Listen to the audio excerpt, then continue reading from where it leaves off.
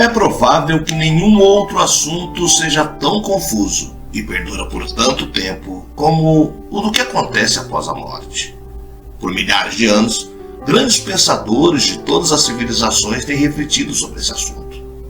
Mas a filosofia humana e a pesquisa científica só conseguiram produzir uma mistura de teorias e mitos. Ninguém quer morrer, nem mesmo aquele que está sofrendo de uma doença qualquer e que se acha, por isso, preso a um leito de dor. Ninguém aceita a morte, nem mesmo o espírita ou espiritualista ou pessoa de qualquer religião, pois ela é a maior realidade desse mundo. Todos têm de morrer. É uma das leis naturais mais certas. Realmente a perda de um ente querido, seja parente ou amigo, é dolorosa. Mas é o que a morte tem para oferecer: a dor do momento.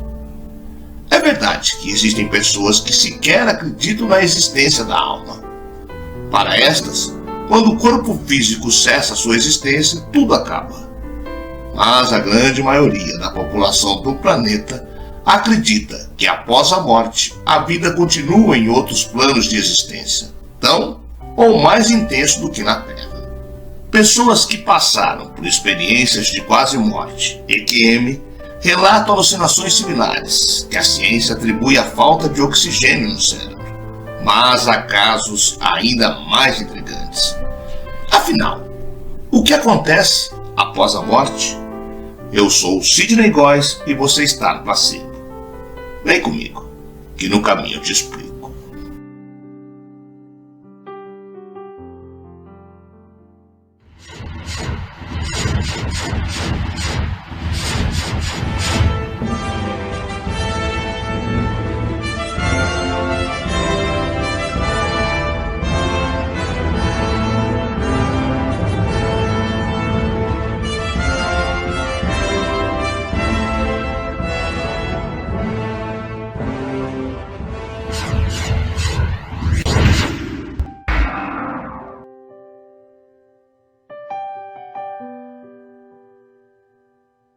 O que é a morte?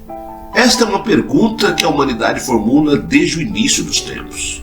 Pergunta que excita os sentimentos mais fortes das pessoas, não importa qual seja seu nível cultural, caráter ou estilo de vida. Apesar de tudo que já foi dito e escrito sobre a morte, ainda temos bastante dificuldade para falar dela. As razões são inúmeras. Uma delas é o caráter psicológico e cultural. O tema da morte é um tabu.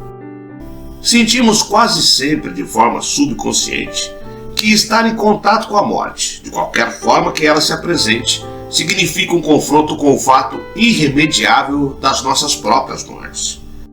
Este confronto transforma no instante uma perspectiva distante num fato concreto, próximo, real. A morte, pensamos, é algo que está além da nossa experiência consciente, porque a maioria de nós passa por ela e não volta para contar. E quando chegamos a falar dela, é sempre usando analogias eufemísticas. Comparamos a morte ou a agonia com as nossas experiências mais agradáveis ou as mais terríveis. Enfim, com coisas que nos são familiares. Talvez a analogia mais comum seja a que compara a morte ao sono.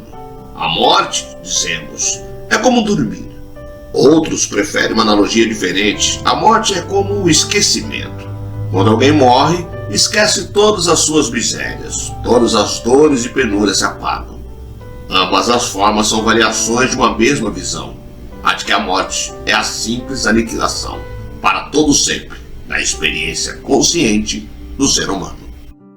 É bem possível que nunca na história tenha se discutido tanto o tema vida após a morte quanto agora. A facilidade com que as ideias são expostas e divulgadas ajuda muito. Parece que quanto mais a sociedade se volta para o materialismo, seja pelo consumo desenfreado ou devido às necessidades básicas da vida, mas as pessoas procuram saber a respeito desse mundo invisível e desconhecido para a maioria dos seres humanos. Nem todas as pessoas concordam com o que é dito sobre o mundo após a morte, e ocorrem disputas até mesmo acirradas. Mas a discussão é sempre interessante, desde que bem educada. Para muitos pensadores, não há dúvida de que os conceitos cristãos de céu e inferno ainda estão muito presentes, principalmente na cultura ocidental. Mas, de maneira geral, as noções sobre a vida após a morte têm se estendido para além dessa visão, considerada insuficiente para explicar a complexidade da existência em outros níveis. Essas descrições surgem das mais diferentes correntes de pensamento, às vezes com origens tão antigas quanto a humanidade, outras tão recentes que têm dificuldade em encontrar a credibilidade necessária. Para muitos estudiosos do assunto, a credibilidade é uma das questões centrais aqui. Com o crescimento no número de relatos e canalizações, o tema correu o risco de ser banalizado ou transformado em simples veículo para pessoas mal intencionadas. Sendo assim, estamos numa pista com duas direções. De um lado, nunca tivemos tantas mensagens e com tantos detalhes. De outro, nunca foi tão necessário ter um pé atrás com relação a essas mensagens. Ou melhor, os mensageiros. Não há dúvida de que o ego atrapalha em muito, e grande parte dessas disputas já citadas se dá nesse terreno pegajoso, correndo o risco de se deturpar as mensagens em nome de interesses puramente materiais, mesmo quando isso ocorre de forma quase inconsciente. As noções sobre o mundo após a morte que prevalecem ultimamente começaram a ser moldadas há milhares de anos nas culturas mais antigas do planeta e foram sofrendo modificações com o passar do tempo. Nas antigas civilizações do Oriente Médio, a vida depois da vida era vista como algo sem muitos atrativos, prevalecendo assim a ideia de que o ideal mesmo era aproveitar ao máximo a vida na Terra. Segundo os historiadores, os sumérios acreditavam que a alma simplesmente entrava no Kur, uma espécie de inferno, onde ficava eternamente vagando sem objetivo. Para chegar ao Kur, ela precisava atravessar um rio, conduzida por uma barca, visão que posteriormente ressurgiu na Grécia. O rio era o Styx e o condutor da barca, Taronte. Alguns pesquisadores entendem que muito do que foi escrito na Bíblia teve início na verdade entre os sumérios, como a ideia do dilúvio. Dessa forma, é possível que para eles a vida após a morte fosse mais complexa. As civilizações da Assíria e Babilônia também são apresentadas como tendo uma visão semelhante sobre a vida no além, com as almas de humildes e poderosos indo igualmente para o Aralu, um mundo subterrâneo sem ar ou alimentos, do qual nenhuma alma retornava.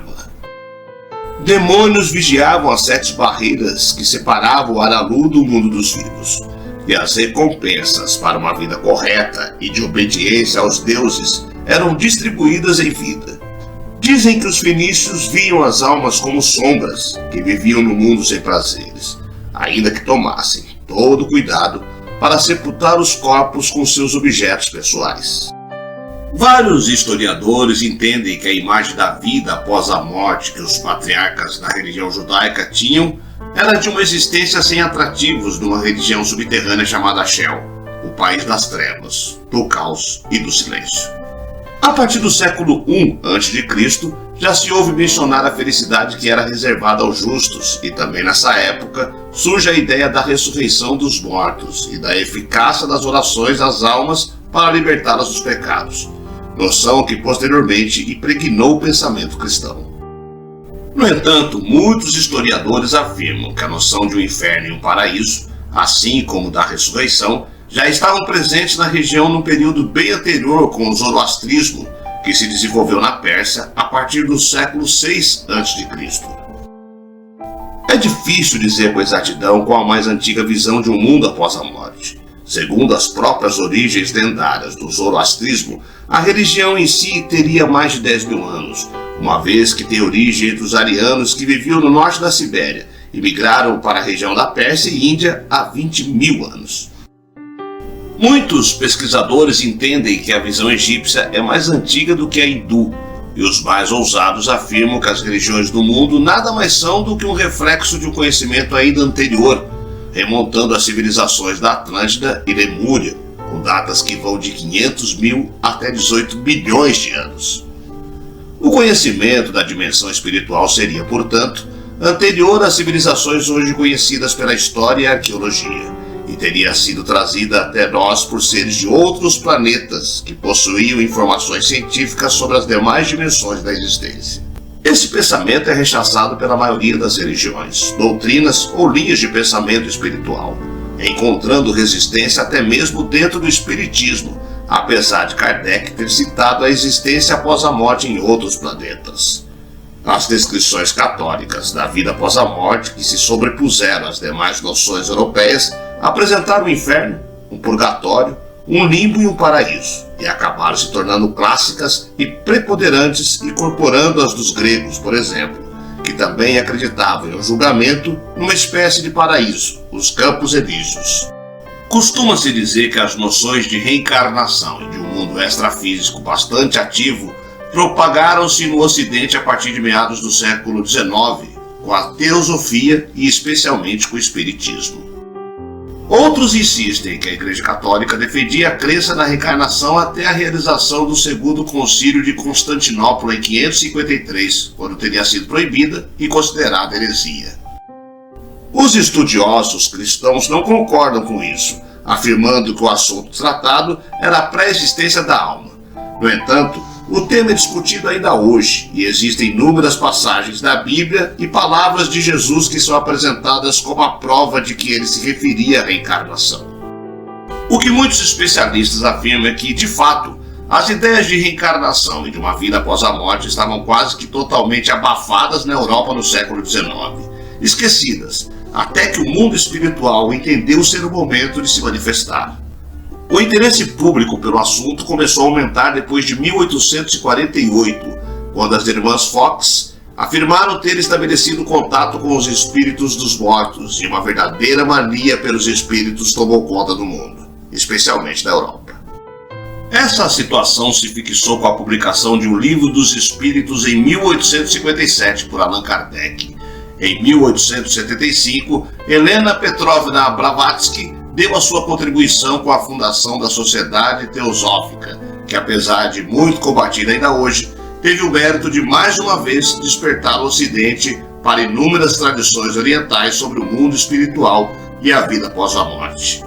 A verdade é que depois dessa época as coisas nunca mais foram as mesmas. O que era considerado uma visão restrita do catolicismo cedeu cada vez mais espaço para ideias extremamente bem organizadas a respeito do mundo espiritual.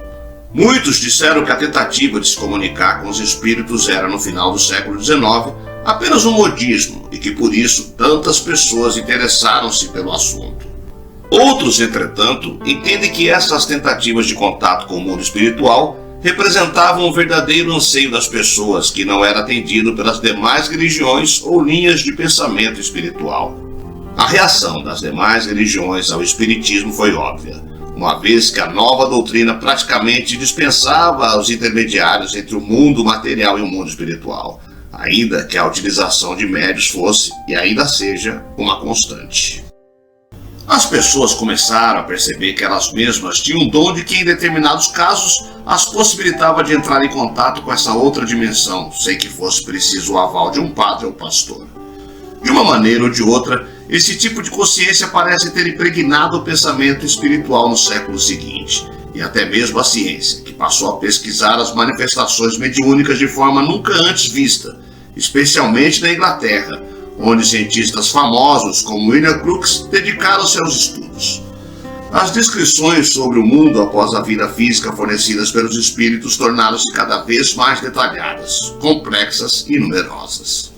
Kardec referiu-se a espíritos desencarnados vivendo em Júpiter e outros planetas do Sistema Solar, ainda que numa dimensão diferente daquela em que vivemos, uma noção difícil de ser aceita e discutida pela ciência da época, mas que hoje já se tornou tão comum que as pessoas chegam a desconfiar das chamadas canalizações, tamanha sua quantidade e variedade. Mais recentemente, as pesquisas em torno das chamadas experiências de quase morte também abriram um novo campo de estudo e especulações sobre o mundo do além.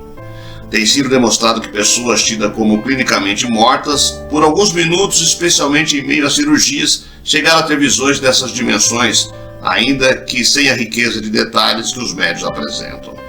Tratava-se de uma indicação de que o fenômeno estava ocorrendo. A ciência ortodoxa ainda resiste a essas explicações e continua tentando apresentar alternativas para os fenômenos, mas as mensagens dos espíritos continuam acontecendo e cada vez mais. O fato é que cabe a cada um saber até que ponto confiar nas mensagens enviadas pelo mundo espiritual, separando as informações válidas daquelas fornecidas por pessoas que apenas querem se aproveitar do desejo que vem acompanhando a humanidade ao longo de sua existência no planeta. O número de pessoas que acreditam que a morte é o fim é muito pequeno, e a cada dia mais pessoas saem dessa crença materialista para a crença de que a morte não é o fim. A cada avanço da humanidade, a cada passagem do tempo, a cada etapa de desenvolvimento da nossa inteligência e compreensão do progresso científico e tecnológico do mundo, hoje tão globalizado, quando se desfazem ou morrem as esperanças materialistas diante das dificuldades e das lutas de cada ser humano, mas se fortalece em cada espírito convertido a fé de que, de fato, a morte é sim apenas uma passagem. Só isso.